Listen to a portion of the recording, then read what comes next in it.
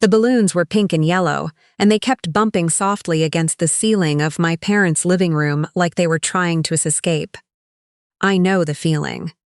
My mother was standing in the center of the room in the new blouse she had bought, specifically for the occasion.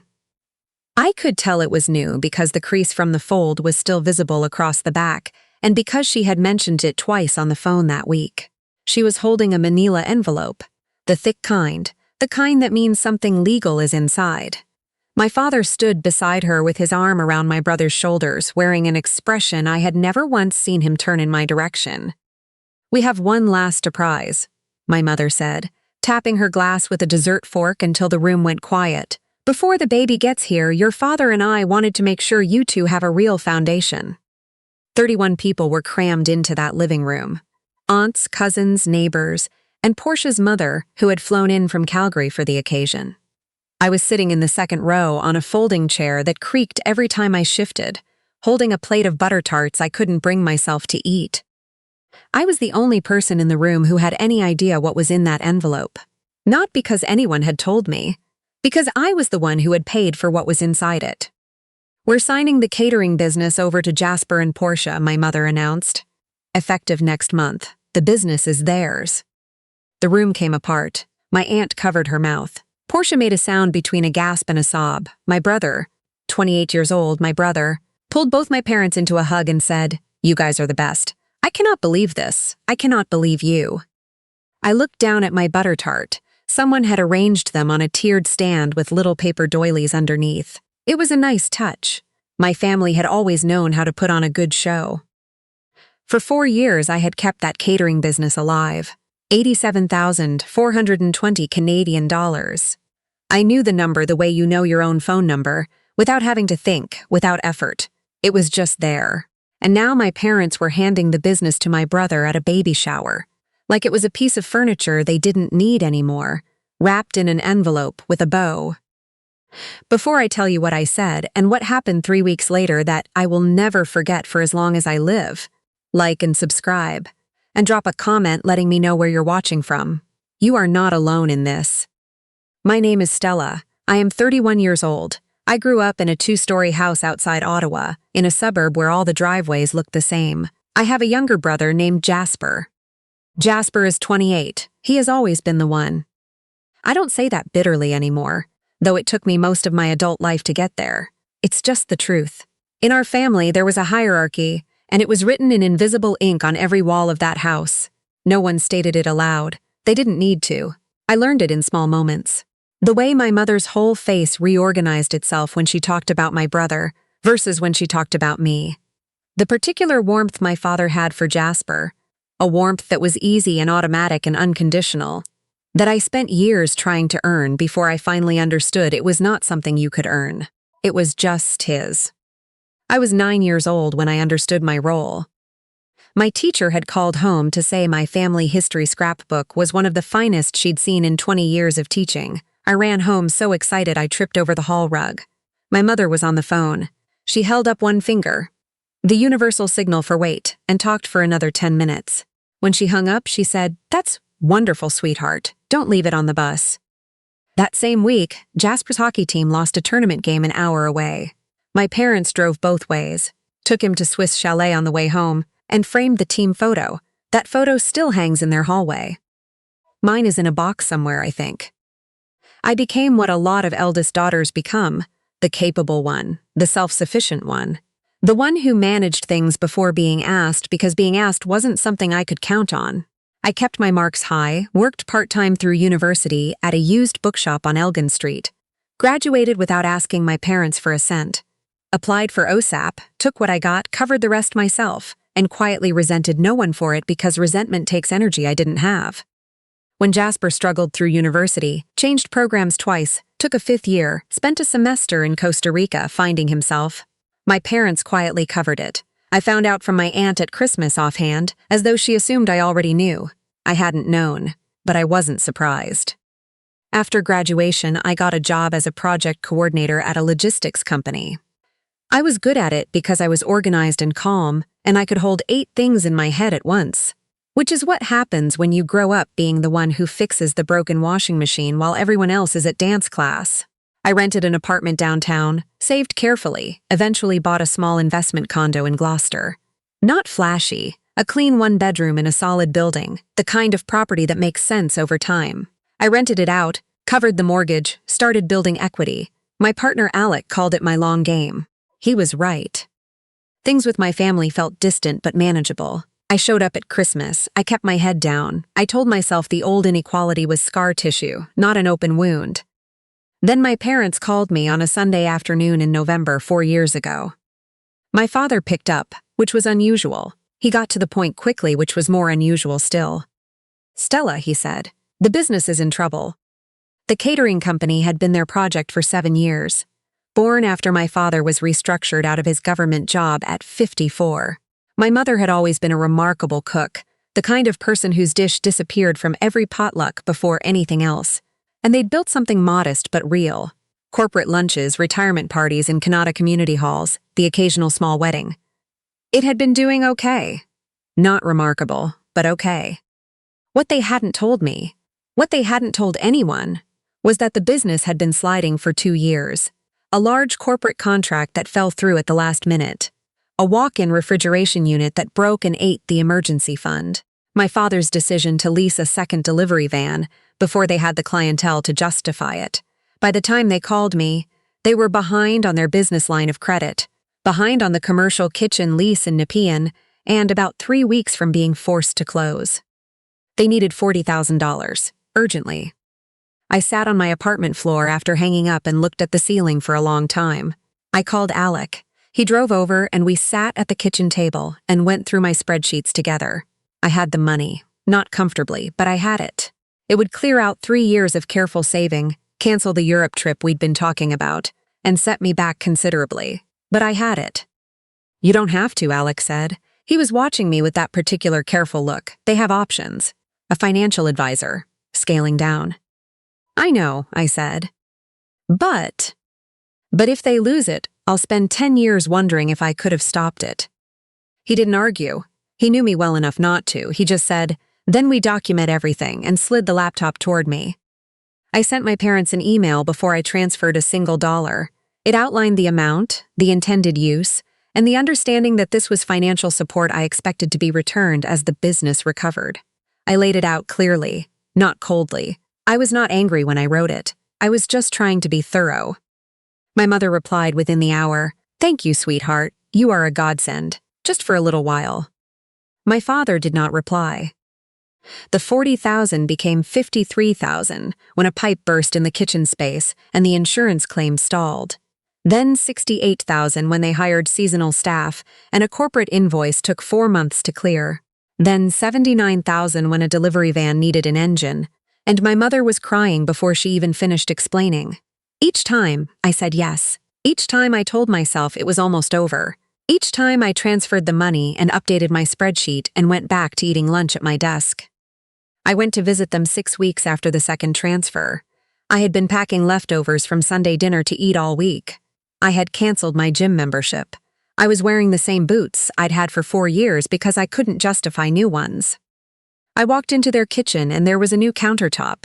Quartz. My mother ran her hand along it and said, "Jasper found a guy. Good price, we've needed this for ages." I looked at the countertop. I thought about the payroll invoice I had paid 39 days earlier. I didn't say anything. I was still in my old habit then. The habit of absorbing things.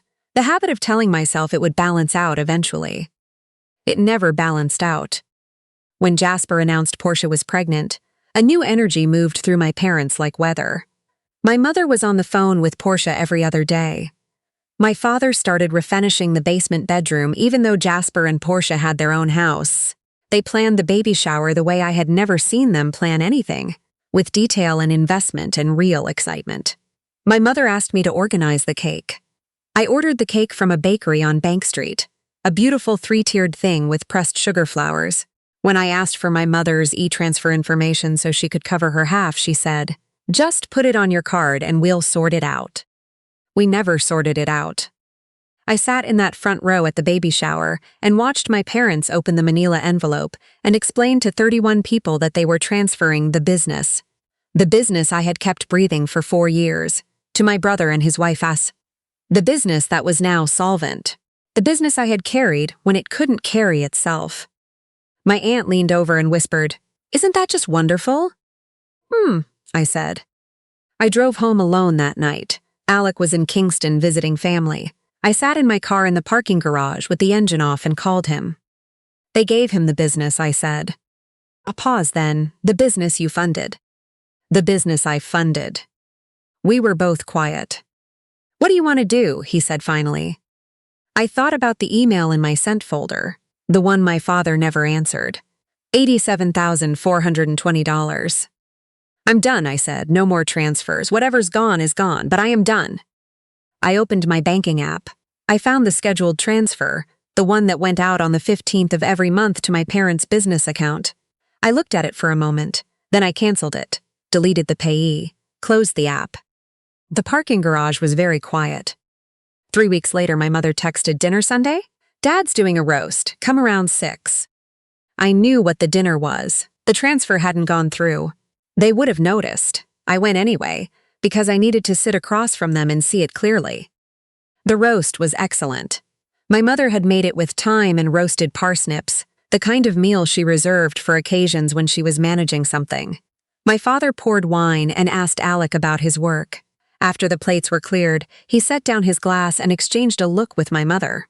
I had seen that look my entire life. The look that means they've already agreed on something.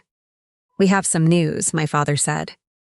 They explained it in the calm, inevitable tone people use when they've rehearsed. Since they were stepping back from the business, they'd been reassessing. The house was a lot to maintain. Property taxes, the driveway that still needed work. They were going to list it. "In the meantime," my mother said, her eyes settling on me with an expression I recognized, warm, expectant, certain, "we were hoping we could stay in your Gloucester unit while we sort out where we land." There it was. My Gloucester condo. The one I had bought with the money I had not spent on trips or clothes or coffee. The one that had tenants in it on a lease through February. The one I had painted and repaired and managed for 3 years. "We'd help where we can," my father added. "Cover utilities. A few hundred a month." The mortgage was $1,800. Taxes were another $400. My tenants paid $2,400. What my parents were proposing was that I remove my tenants, absorb the entire shortfall, and house them for nearly free, again. "No," I said. My mother laughed nervously. "Stella." "No." I kept my voice even. It was the voice I used in meetings when something wasn't going to move. "The condo isn't available. My tenants are there, and when they leave, I'll find new tenants. That's what the property is for." "But we have nowhere to go," my mother said. Her voice was climbing. "We can't stay in the house if we're selling it, and we can't afford market rent right now." "That's a problem you created," I said. "You gave away the business without a transition plan. You gave Jasper everything and made no arrangements for yourselves. That is not something I'm responsible for fixing." I looked at her directly. "I gave you $87,000 over 4 years. I never got a thank you dinner. I didn't get a mention at the baby shower. I got an email about a countertop. And now you want my apartment." My father's face went tight. "We raised you. We gave you everything when you were growing up." "You gave me the experience of raising myself early," I said. "Which I'm grateful for now. But it doesn't mean you're owed my adult savings indefinitely." "Ask Jasper to take you in," I said. "You gave him the business. He has a house with a guest room. Portia is 8 months pregnant. And I am 31 years old with a right to keep what is mine." I stood. Alec was already on his feet. My mother's voice followed us to the door, something about family, about choosing, about what kind of daughter does this. I put on my coat. I said goodbye. I walked out into a March night that was still cold enough to see my breath.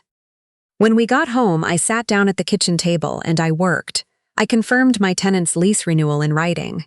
I changed my parents' access from the property management portal entirely. I changed the building management contact details so my mother's name was nowhere on the account. Then I pulled every bank record I had, printed them, organized them by year, and put them in a binder. $87,420. I wrote closed on the spine of the binder in black marker. I put it on the shelf. Then I went to bed. 4 days later, I got a call forwarded through my building's management line. My parents had driven to Gloucester, used a copy of the building key my mother had made 18 months earlier, during a repair I'd asked for her help with, and attempted to enter the unit. My tenants, a young couple, very steady, both of them, had heard someone trying the lock and called the police. I was in a meeting. I stepped into the hallway and stood very still until I understood what I was being told. I drove there. Alec met me outside. My parents were in the lobby. My father was speaking to a police officer in the measured tone he used when he wanted to seem reasonable. My mother was sitting in a lobby chair with a tissue. When she saw me come through the door, she stood immediately. "Stella, tell them it's a misunderstanding." I turned to the officer. "I am the owner of Unit 408. These are my parents.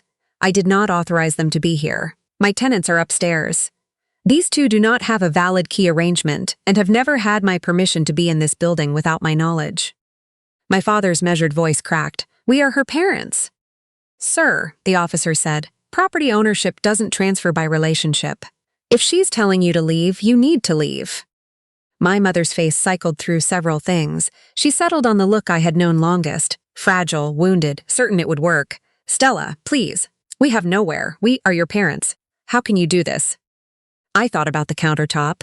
I thought about the baby shower and the manila envelope and 31 people cheering. I thought about the email from my father that I had waited for 4 years to receive, and never did. "You have a son," I said. "You have a hotel 2 kilometers from here. You have a real estate agent you can call in the morning. You have more options than you're pretending. This is not one of them." I looked at the officer. "I'd like a trespass notice issued. If they come back to this building, I need it on file." I went upstairs and apologized to my tenants in person. I gave them 2 months free rent for the disruption, which they tried to refuse and I insisted on. The woman was studying law at Uatawa. She told me I'd handled it well.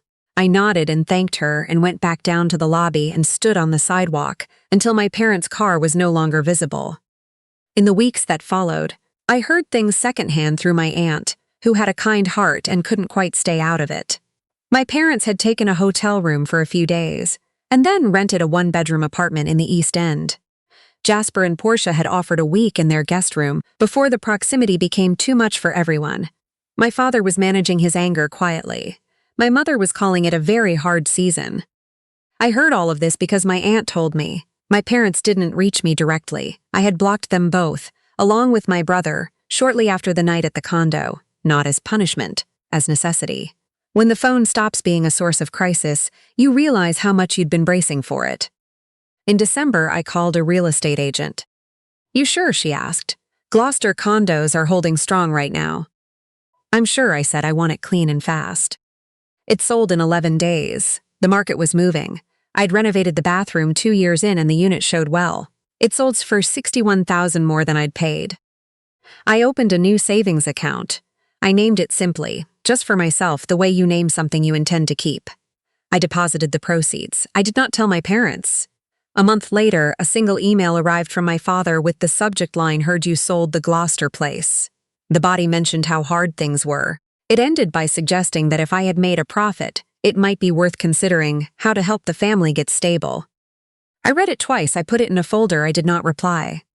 Spring came early that year. Snow gone by mid-March, which almost never happens in Ottawa. Alec and I booked a week in a rented cottage near Cavendish. Prince Edward Island in May, the water still cold, the fields already going green, the red cliffs catching the light in the mornings.